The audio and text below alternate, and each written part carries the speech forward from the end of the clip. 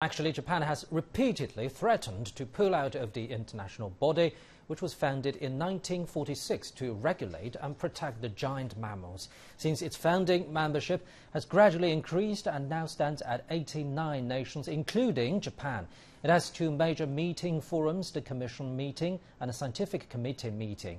The Commission meeting is held every 2 years. It's often contentious amid deep divisions between whaling and non-whaling countries. In 1986, a blanket moratorium on commercial whaling took effect. But Japan joins Iceland and Norway, both Commission members, in openly defying the ban.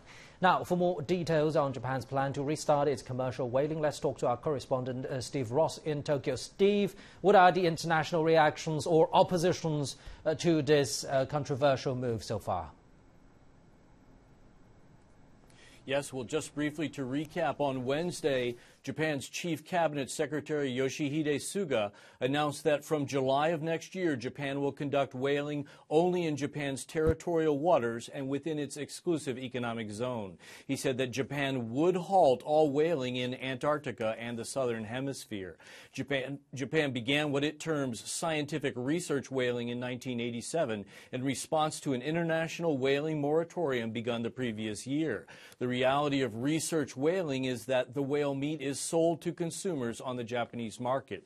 In 2014, the International Court of Justice ruled that Japan's Antarctic whaling was not, in fact, truly scientific. As such, the program was suspended for a time.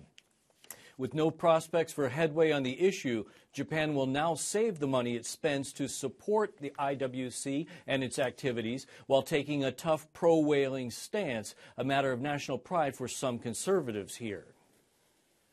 Japan's decision today to leave the International Whaling Commission is very grave and serious.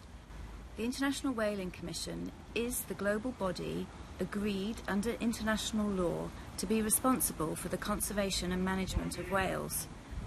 For Japan to decide to walk away from that body, it means they're walking away from international law. The International Whaling Commission agreed a global ban on all commercial whaling on the high seas and in countries' coastal waters. Japan is rejecting that international law.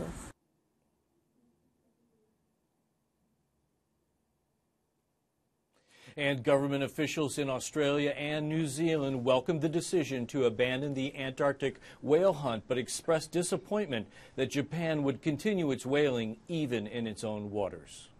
And Steve, another big question is the timing.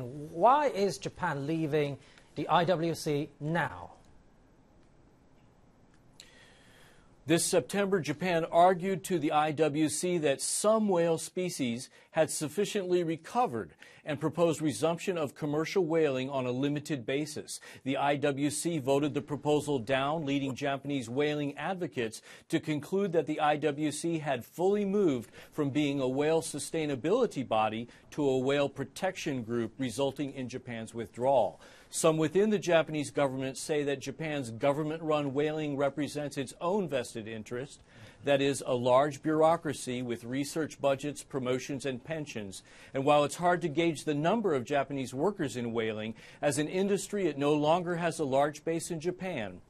Only a few ports have continued traditional coastal whaling, and domestic consumption of whale meat has declined to well less than 3% of what it was at its peak in 1962.